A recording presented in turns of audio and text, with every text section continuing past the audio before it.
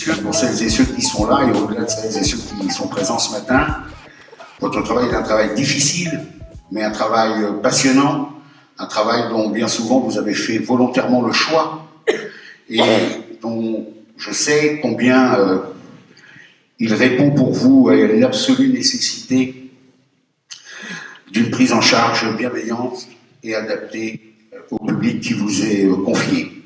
Vous dire aussi que ce département invente, bouge, évolue. J'ai évoqué quelques dispositifs. Il faut que nous continuions. Il faut que nous continuions à nous poser la question de l'alternative au placement qui reste trop souvent aujourd'hui la première réponse et qui n'est visiblement, et là aussi c'est un diagnostic partagé, pas forcément la plus adaptée et la plus bienveillante. Que ce département a encore plein de choses et plein de champs en matière de travail social à explorer.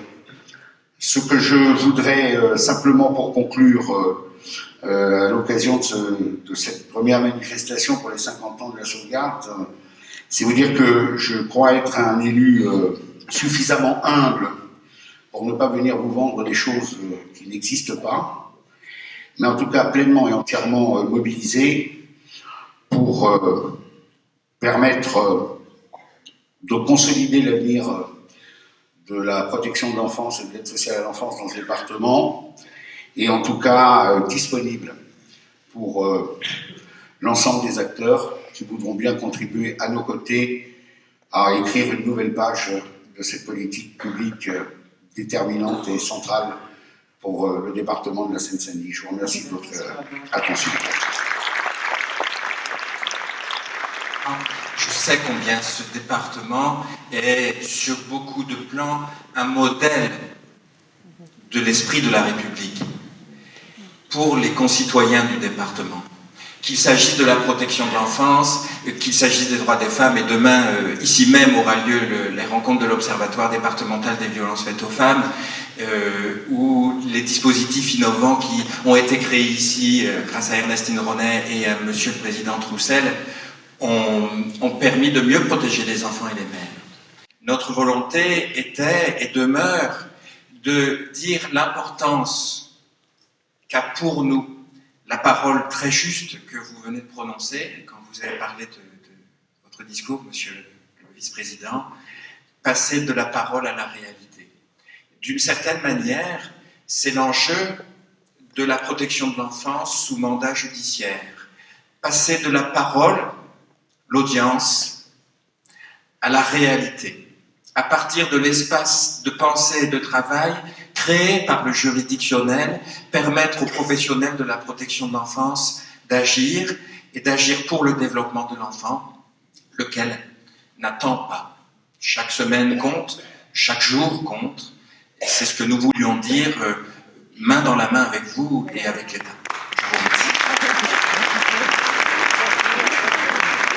Merci beaucoup. Bonjour à toutes, bonjour à tous. D'abord, merci à la sauvegarde de Seine-Saint-Denis pour votre invitation à l'occasion de cette célébration du 50e anniversaire de l'association. Puis pour cette matinée consacrée aux droits de l'enfant, évidemment, en tant que défenseur des enfants, je suis extrêmement sensible. Une enquête générale, en population générale, publiée par le Défenseur des droits en 2016, sur l'accès aux droits et la connaissance de la population sur les droits et sur les institutions de défense des droits, a montré en effet un déficit important de connaissance des droits en général et d'accès aux droits, en particulier déficit important de connaissance des droits des enfants et de l'institution du défenseur des droits. Et c'est vrai que c'est un enjeu important pour nous que de sensibiliser, former, informer sur à la fois l'existence de ces droits, des droits des enfants, mais aussi sur l'existence de notre institution pour les défendre. Et je m'adresse ici à un parterre de professionnels, c'est toute la question, j'y reviendrai tout à l'heure, de la formation des professionnels, notamment des professionnels du social, mais pas seulement, sur les droits de l'enfant. Aujourd'hui, cette formation, elle est inexistante ou très embryonnaire, ou très liées à des personnes, à des implications intuitu-personnées, et elle n'est pas suffisamment développée pour que les droits des enfants puissent être réellement appropriés dans les pratiques professionnelles. Or, les droits des enfants sont interdépendants des besoins fondamentaux des enfants. Et l'objectif final, la finalité de la Convention internationale des droits de l'enfant, est de promouvoir et de favoriser le meilleur développement possible de chaque enfant, ainsi que le meilleur état de bien-être de chaque enfant. Donc, quand on dit cela, on se dit, mais bon sang, mais bien sûr, pourquoi n'y a-t-on pas pensé avant et pourquoi n'en a-t-on pas parlé avant? Alors, en 2 mots, le défenseur des droits, donc Jacques Toubon occupe cette fonction depuis juillet 2014. C'est une autorité administrative indépendante. L'indépendance est très importante. Cette indépendance, elle est garantie, c'est un terme très important pour notre institution. Elle permet au défenseur des droits, Jacques Toubon, de dire qu'il est libre. Il est libre de ses pensées, de ses actes et des choix qu'il peut faire, et des propositions qu'il peut faire y adresser au pouvoir public, aux différents pouvoirs publics. Et cette indépendance, elle est garantie par la Constitution, puisque l'institution du défenseur des droits est inscrite dans la Constitution. Il est garant des libertés individuelles et des droits fondamentaux. Le défenseur des droits exerce 5 missions, 4 missions originelles qui sont prévues dans la loi organique qui crée l'institution de mars 2011, qui sont les relations entre les droits et libertés des citoyens dans leurs relations avec les administrations, avec les services publics, la déontologie de la sécurité, c'est-à-dire les relations entre les forces de l'ordre et la population, la lutte contre les discriminations et la promotion de l'égalité, et la promotion et la défense des droits des enfants. Donc ces 4 missions originelles qui renvoient aux 4 institutions qui préexistaient à la création du défenseur des droits, qui ont donc été regroupées en son sein. Et la 5e mission est plus récente. Elle date de fin 2016, de la loi Sapin, et cette mission consiste à protéger et à orienter les lanceurs d'alerte. Je dirais en résumé, c'est ça la mission du défenseur des droits, d'aller regarder si les droits proclamés sont réellement effectifs, s'ils sont vraiment appliqués concrètement au quotidien dans la vie de chacun de nos concitoyens, adultes et enfants.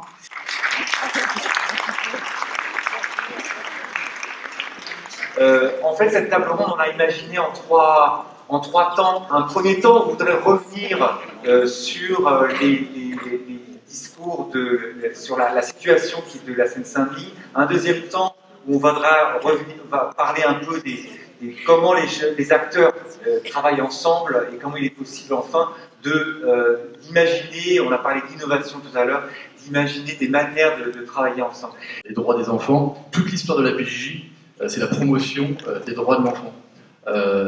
Et ça, je tenais vraiment à le rappeler. Nos valeurs sont les vôtres. Nos valeurs, c'est les valeurs issues de l'ordonnance du 2 février 1945. C'est la conviction absolue de l'éducabilité de chaque enfant.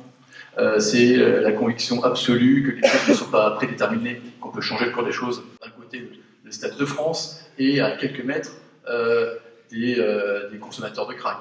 C'est les sièges de grandes entreprises qui s'installent désormais en Seine-Saint-Denis, et lorsqu'on se balade dans certaines rues de Seine-Saint-Denis, une pauvreté qui est inadmissible. Donc voilà, moi ce que je retiens sur ce territoire, c'est vraiment la dimension est vraiment très paradoxale. On a énormément de défis à relever. On parlait des droits des enfants. Un des premiers droits, c'est celui d'aller à l'école. Et déjà à ce niveau-là, on a nous à déployer énormément d'efforts pour parvenir rien qu'à cette base et de permettre à tout un tas d'enfants d'être scolarisés. On accueille dans ce département énormément d'élèves allophones, donc tout au long de l'année, tout au long des parcours scolaires. Donc ça nécessite effectivement de pouvoir les accueillir, de pouvoir les intégrer dans les écoles, permettre un accompagnement spécifique. Des différences dans les territoires. J'ai aussi été juge des enfants dans des arrondissements beaucoup plus ruraux. Ce qui rapproche Marseille et la Seine-Saint-Denis, c'est le caractère très urbain et très pauvre des populations qui y vivent. Ce qui les rapproche, mais d'une manière différente aussi, c'est la grande diversité des origines, des grandes diversités culturelles, qui impliquent des manières de travailler spécifiques, tout en donnant le primat à la loi de la République sans relativisme culturel. À n'en pas douter, et surtout qu'ils sont animés d'une volonté commune, d'un engagement commun, une détermination très forte de ne pas passer à côté de la violence. Et Madame la défenseure des enfants l'a rappelé tout à l'heure quand elle parlait des situations tragiques qui ont fait aussi avancer les dispositifs de protection de l'enfance, c'est que beaucoup d'enfants qui passent sous les yeux des professionnels sont victimes des violences sans que les professionnels ne le repèrent. Qui avait commis une infraction pénale dans la banlieue de Lons-le-Saunier, un village reculé. Il avait pétaradé avec une mobilette sans pot d'échappement devant l'abreuvoir municipal, et quand le garde champêtre était sorti, il lui avait fait un doigt. On a réuni une cellule de crise, parce que là, on avait le serial killer du coin. Ah mais il était à la une de la presse locale, donc le parquet le matin, quand il ouvre le journal, il voit qu'il y a une coupure de presse sur ce délinquant chevronné. Puis alors là, on peut utiliser le code pénal, il y a une série d'infractions constituées, le doigt au dépositaire de l'autorité publique qui est le garde champêtre, etc., etc. Et c'était pour moi très impressionnant de voir comment tout le monde s'était mis en branle sur une situation qui, sur d'autres territoires, pour le meilleur ou pour le pire, je ne sais pas, moi d'ailleurs, simplement quand le gamin s'est retrouvé avec une mesure pénale dans un foyer du côté de Vénissieux, et qu'ils échangeaient entre eux sur Tella-Pourquoi, là, ça a été assez impressionnant. Bon voilà, donc ça c'était mon premier propos, c'est-à-dire que du coup, je disais, ça pourrait être un exercice, un beau cas pratique, on prend une information préoccupante, donnée, et on la fait examiner sur 101 territoires, 101 départements, et on regarde toute la chaîne, comment elle analyse cette situation, on verra des écarts, alors que la loi, a priori, est la même. Il faut donc avoir une volonté de finalement se mettre en danger soi-même, prendre le risque de voir la violence. Or, la violence, ça fait peur. Et quand les professionnels disposent de deux choses indissociables, ils peuvent se donner les moyens et le courage de repérer la violence. Et ces deux choses sont comprendre les mécanismes de la violence et indissociablement disposer d'outils pour protéger. Si je ne sais pas ce que je dois voir, je ne verrai jamais rien. Et je ne ferai pas la différence entre violence et conflit. Or, on a avancé aujourd'hui plus que probablement on n'a jamais avancé. Je veux dire, quand j'ai entendu le juge pour enfants, je me suis dit qu'il y avait une ouverture tout à fait exceptionnelle et intéressante. Moi, je suis avant d'organiser effectivement ces tables rondes. Je suis pour des rencontres. Je suis pour qu'on parle avant. Je suis pour que effectivement les gens s'entendent. Il y a beaucoup de méfiance. Il y a beaucoup d'a priori. Il y a à passer. Je veux dire qu'il me semble qu'il faudrait avoir une méthodologie qui permette d'abord à des acteurs de se rencontrer, d'essayer de parler, et puis ensuite, effectivement, on saurait qui est président, pas président, etc.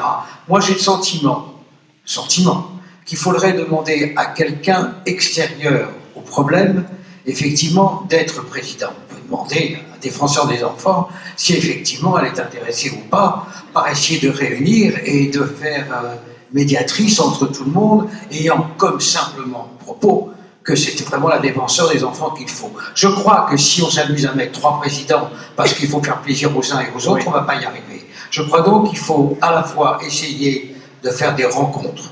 La sauvegarde peut permettre des rencontres, on peut déjeuner, on peut prendre des petits déjeuners, on peut faire ce qu'on veut. Je crois qu'il ne faut pas aller trop vite dans le fait de vouloir résoudre d'un seul coup les problèmes. Enfin, je ne voudrais quand même pas, je dis ça pour les personnes présentes ici, qu'on s'imagine que ce département est à feu et à sang, et qu'il n'y a pas de partenariat, qu'il n'y a pas de rencontre, qu'il n'y a pas de discussion, y compris associant le secteur associatif.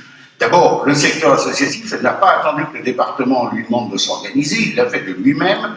Il y a, ne serait-ce qu'ID 93 pour ce que j'ai à en connaître, qui est un partenaire exigeant. J'en peux en témoigner. Premier élément. Et les rencontres sont régulières. Quand nous avons un certain nombre, parfois, y compris, de divergences de point de vue ou d'incompréhension, j'ai évoqué volontairement tout à l'heure 2 sujets qui ont eu à un moment à connaître de discussions entre nous, je parle des jeunes majeurs et mères-enfants. Nous n'avons pas hésité à réunir des groupes de travail auxquels ont participé très largement le secteur associatif qui était très en pointe sur ces sujets-là et très mobilisé. Je n'ai pas grand-chose à ajouter à la difficulté et à la description du paysage, si ce n'est pour dire que nous, en tout cas, y compris suite aux dispositions législatives visant, enfin désormais législatives visant à une répartition et une prise en charge à l'échelle du territoire national par souci de solidarité nationale, en fait, force est de constater que nous en sommes, nous en tout cas, revenus. Je donnais les chiffres tout à l'heure, nous devions être à un peu plus de 300 mineurs non accompagnés au 31/12/2015, et nous sommes aujourd'hui, à la date où je vous parle, à pratiquement 1300. Bon. Ce qui nous remet dans une situation identique, voire même légèrement supérieure à ce qui avait déclenché la crise de 2011, qui avait vu notamment le département de la Seine-Saint-Denis dire à compter de maintenant, nous ne prendrons plus en charge, avec pour objectif d'ouvrir un débat qui avait ensuite permis la mise en place de cette fameuse plateforme visant à instituer une forme de solidarité nationale.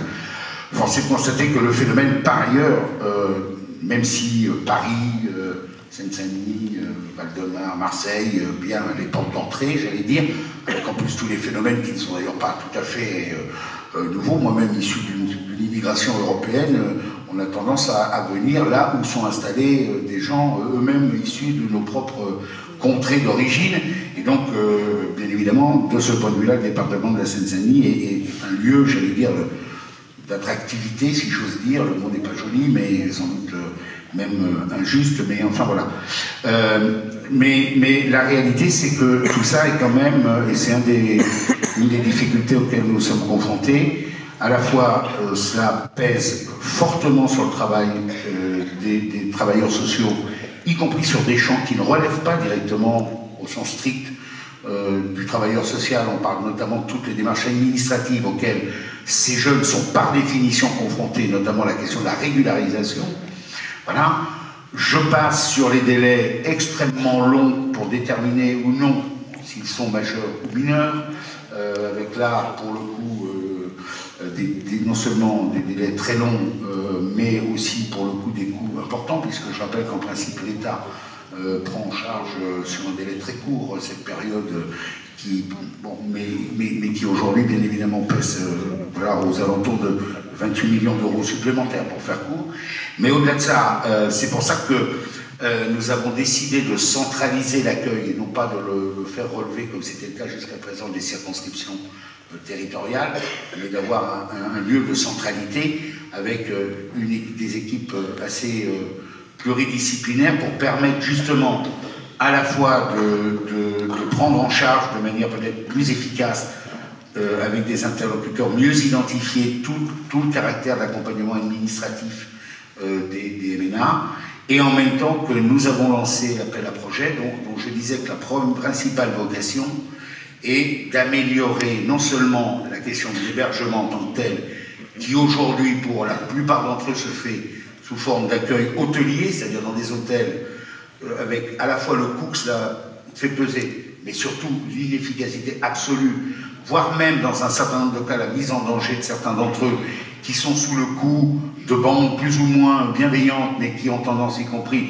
à venir les racketter sur une partie des fonds qui leur sont alloués pour pouvoir se prendre en charge sur certains aspects, et qui surtout ne permet pas un accompagnement à caractère éducatif et d'insertion, c'est le moins que l'on puisse dire. Je ne peux pas empêcher de faire le lien avec, vous parlez de bus, sur une action qu'on va lancer l'année prochaine, un food truck, voilà, sur, à travers le média cuisine, comment on réinvestit des lieux, peut-être de manière plus légère, sans que ce soit aussi lourd qu'un restaurant d'application. Donc voilà, c'est un exemple. Quand je parlais des éventuelles maraudes, c'est comment réinvestir ces champs-là. Alors ça se fait pas sans moyens, et par rapport à ça, c'est clair que depuis 2 ans, on bataille un peu pour renforcer ce qui a été déconstruit, je le dis tranquillement, pendant des années. Voilà, donc il n'y a rien de révolutionnaire dans ce qu'on propose. On est en train de reconstruire ce qu'on a détricoté pendant plusieurs années. Je ne vais pas citer les tarifs politiques ni de politique, mais c'est voilà, évidemment qu'il y a des périodes sombres pour la PJJ. Donc concrètement, au niveau du secteur public, on a obtenu la validation d'un renforcement du maillage des milieux ouverts. Donc on est passé de 3 services de milieux ouverts à 4. Voilà, donc concrètement, c'est la création d'une nouvelle unité en plus située à Saint-Ouen. Donc en période de contraintes financières, c'est pas rien. Donc on va se redonner du souffle, de l'air, pour qu'au niveau du secteur public, on puisse réintervenir plus fort et en proximité des familles. Concernant le secteur associatif habilité, je ne vais pas donner de scoop maintenant, mais ce que je peux annoncer, c'est que ce qu'on va défendre, c'est des moyens en plus au niveau de l'investigation. Donc je vais évidemment rien dire, parce que moi j'ai ma discussion budgétaire dans vendredi. Voilà, donc c'est très proche, mais on a de bonnes raisons d'espérer que les choses passent, et très concrètement, il y a 7 ans, nous étions à 3 associations permettant d'exercer des mesures d'investigation de MJE. On est passé de 3 à 2, ce qui est quand même un peu paradoxal sur un territoire comme celui-ci. Mon objectif, c'est de repasser de 2 à 3 et de recréer une nouvelle association via un appel d'offres permettant de regonfler de 300 mesures. Donc 300 mesures, c'est pas rien, hein. C'est 4 postes, c'est 1 million. J'ai bon espoir pour que ça passe, et j'en terminerai là. Je veux dire que le contexte actuel est porteur. Très concrètement, moi je l'utilise dans mon écrit, mon introduction, c'est l'appel de secours de la procureure de la République lors de l'audience solennelle de rentrée, c'est l'écrit du président du TGI et de la PROC il y a quelques temps, c'est l'appel des 15 juges des enfants, c'est moi-même les alertes que j'ai pu faire, c'est les rapports parlementaires qui disent tous la même chose. Hein. Il manque des moyens, donc évidemment dans mon introduction, il y a déjà une page où je fais référence à ça. Et évidemment qu'on va utiliser de manière un peu stratégique ce contexte. Moi, ce que je trouve vraiment le bienvenu, hein. Il est enfin temps que les choses se sortent, qu'on dise les choses, mais en les objectivant. Et ça, c'est important, c'est ce travail que nous, on doit faire. On doit objectiver les choses. Il ne suffit pas de crier et de dire que la Seine-Saint-Denis est un département particulier et spécifique, ce qui est vrai. Il faut objectiver nos difficultés qui sont réelles. Donc voilà, il y a une perspective d'amélioration et de renforcement, en tout cas de l'action, que ce soit au niveau du secteur public et au niveau du secteur associatif habilité. Et pour la proposition, merci bien. Madame la défenseur des enfants, monsieur le vice-président du conseil départemental, cher Frédéric, monsieur le directeur territorial de la protection judiciaire de la jeunesse, cher Jean-Christophe, monsieur le juge des enfants, cher président Alain, madame Prud'homme, cher Christophe, chers collègues, mesdames, messieurs, cher Xavier. J'ai l'honneur de mettre un point final à une matinée de réflexion dont la tenue a été de la plus grande qualité. Et je remercie chaleureusement chacun des participants et des intervenants de nous avoir enrichis de son point de vue. Aussi, à plus d'un titre, lorsque je considère les échanges qui viennent d'être exposés, j'ai le sentiment que vous avez permis à notre auditoire de se mettre dans une position réflexive.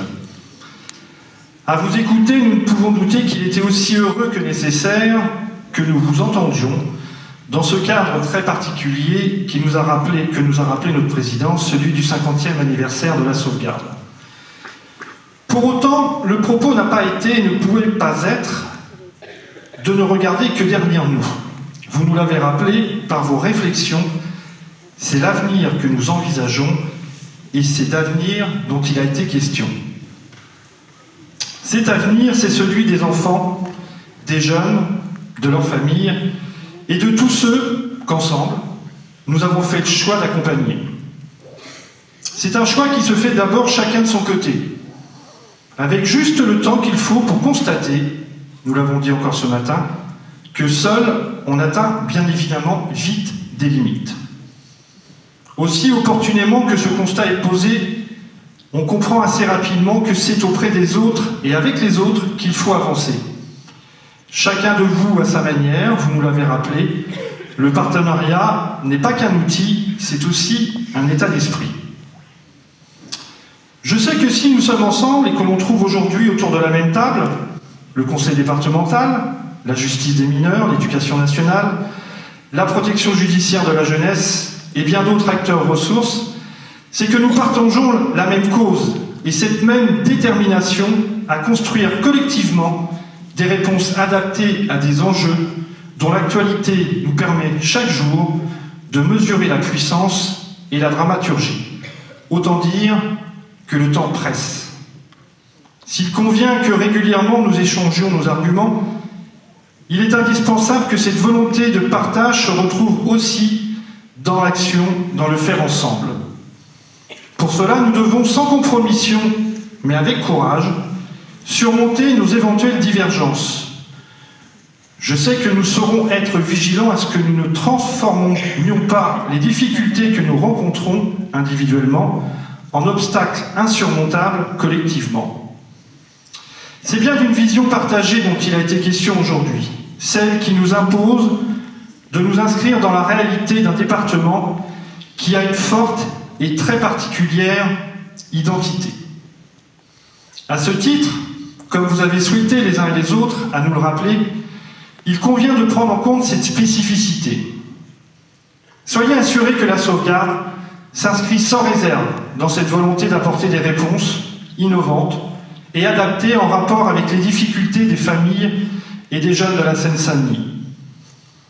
Leur apporter des réponses, c'est, comme vous l'avez dit, Madame la Défenseure des enfants, d'abord écouter ces jeunes nous dire ce qu'ils vivent, mais aussi ce qu'ils savent.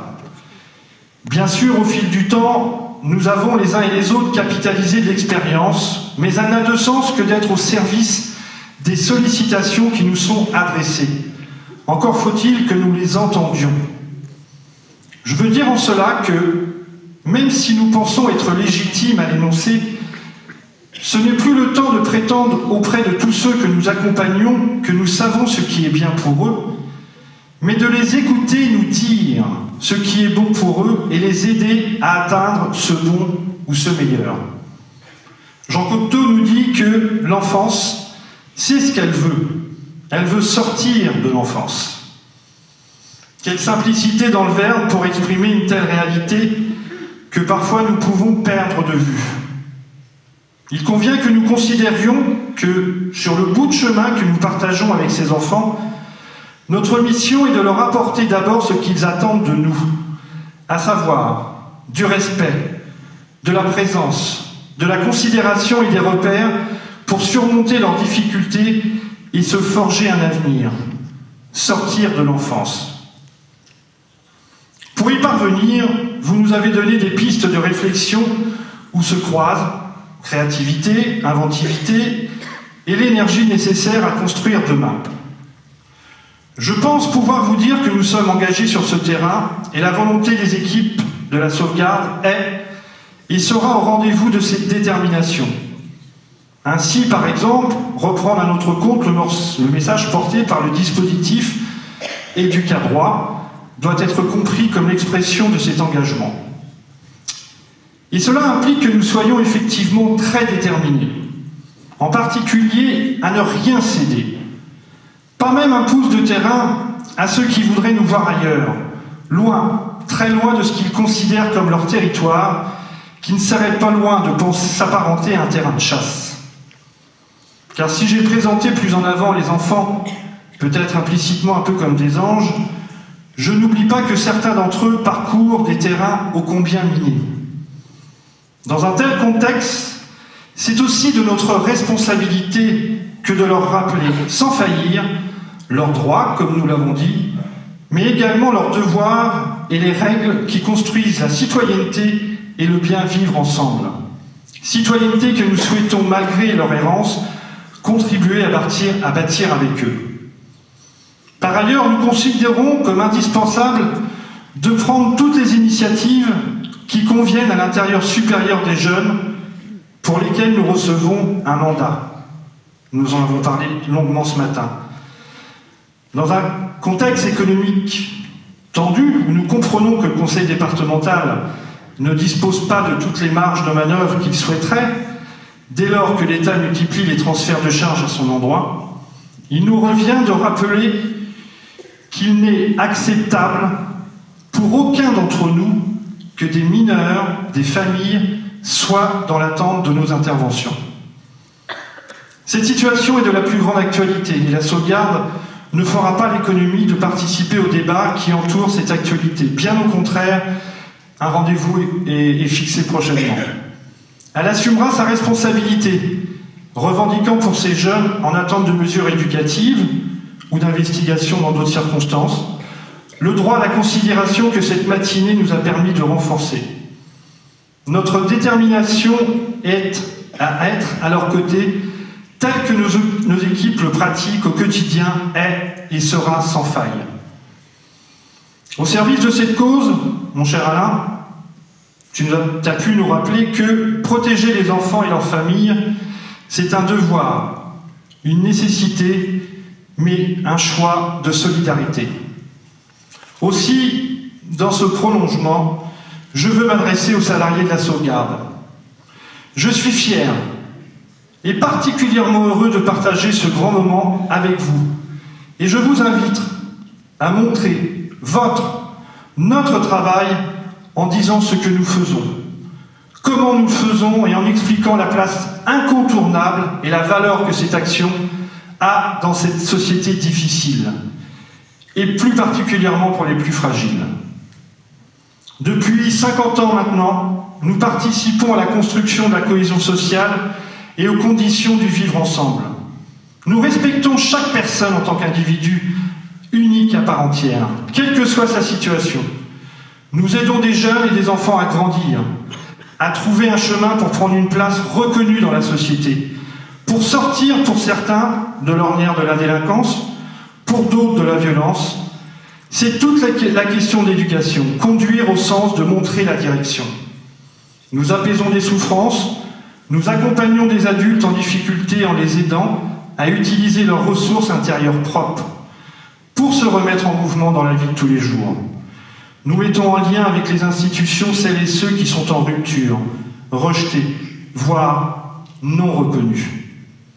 Parce que notre travail, votre travail, est important, indispensable et plus que nécessaire, qu'il est difficile, mais ô combien enthousiasmant et passionnant, qu'il n'est pas que technique, mais porte en soi et apporte une plus-value humaine, sociale et sociétale. Parce que si nous n'étions pas là, n'ayons pas peur de l'affirmer, notre société serait encore plus dure. Enfin, et pour conclure provisoirement, en attendant cette table ronde, qu'il me soit permis de citer Eugène Marbeau, qui, en plus d'avoir été un écrivain, a été un membre du Comité supérieur de la protection des enfants du premier âge. Madame le défenseur nous a quittés, c'est dommage. C'était un petit clin d'œil, sachant que c'était son prédécesseur. Celui-ci dit ceci: un enfant, c'est l'espérance et l'avenir, c'est-à-dire un idéal façonné pour nos rêves. Je vous remercie. Je vous remercie très sincèrement et féliciter toutes les personnes qui ont participé à l'organisation de cette journée à l'année 50e. Je vais citer leurs prénoms parce que sachez que tout ce qui s'est passé aujourd'hui, c'est le fruit d'un long travail de préparation et d'investissement. Donc je remercie chaleureusement Warda, Sofiane, Anne, Michel, Francine, Mbarek, Gabriel, Ketoum, Marlène, Béatrice, Pauline, Joseph, Hermed. Et un petit clin d'œil tout particulier à Christelle, ici présente, qui nous accompagne régulièrement, 2 fois, et à Hélène, qui est tout là-haut, qui, grâce à son grand talent, a fait plein d'autres choses pour ses 50 ans.